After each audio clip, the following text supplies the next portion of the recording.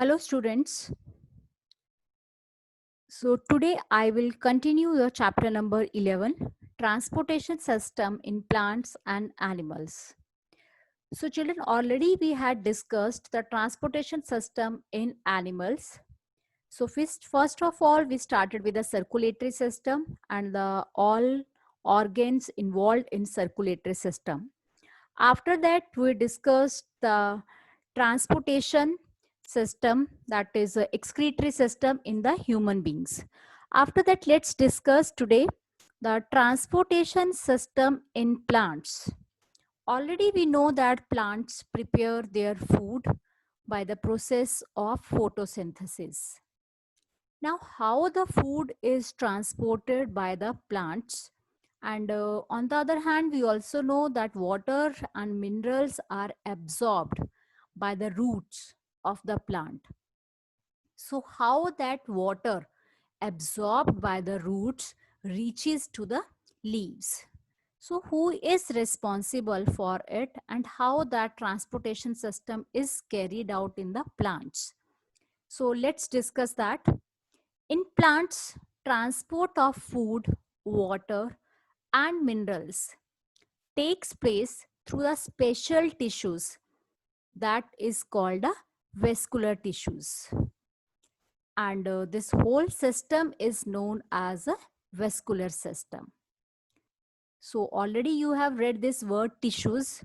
Tissues is a group of cells which performs a specialized function. And in plants, we will talk about the two vascular tissues. One is xylem and other is phloem.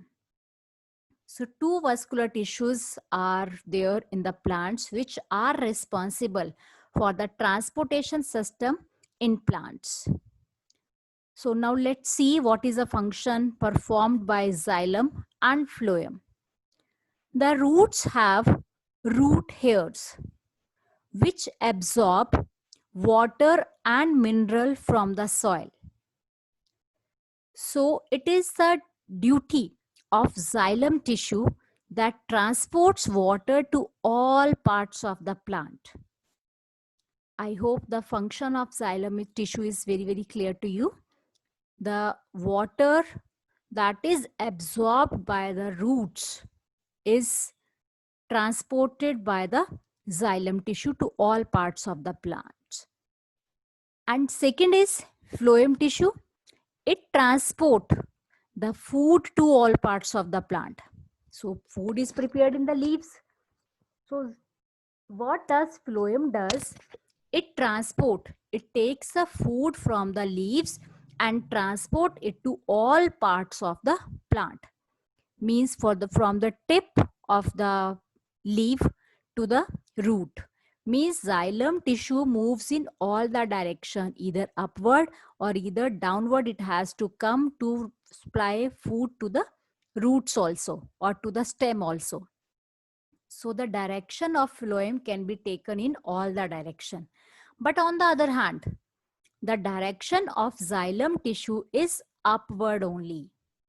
Why it upward only? Because it is absorbing water from the roots and transporting it to the all parts of the plant. So water is absorbed from the roots. So that's why the direction of movement of xylem tissue will be upward.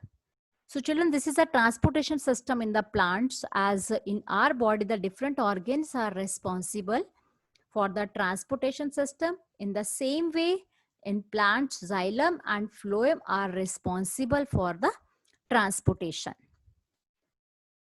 Next one point more comes about the plants, that is a transpiration. It's again very important process. It's a process by which plants give out water through the stomata in the leaves. Okay, when we give water to the plants, what does water do?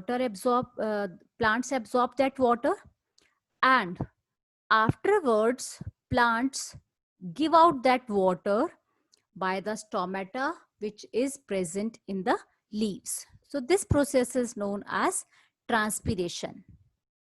And the evaporation of the water from the leaves produces a suction pull, which can pull water to the great height in the tall trees. So there is a suction pull present in the leaves, so through which the water is pulled to the greater height. So you can see in the diagram also how water gets absorbed by the roots, and water passes to the tip of the plant. Means if we are talking about the trees, the trees are quite tall, so the suction pull is generated and that water reaches to the heights and the evaporation process takes place.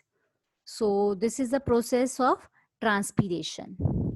So I hope children the concept of plants and how the transportation system takes place in the plants is clear to you. So you can draw the diagram and you can see how it functions. Thank you.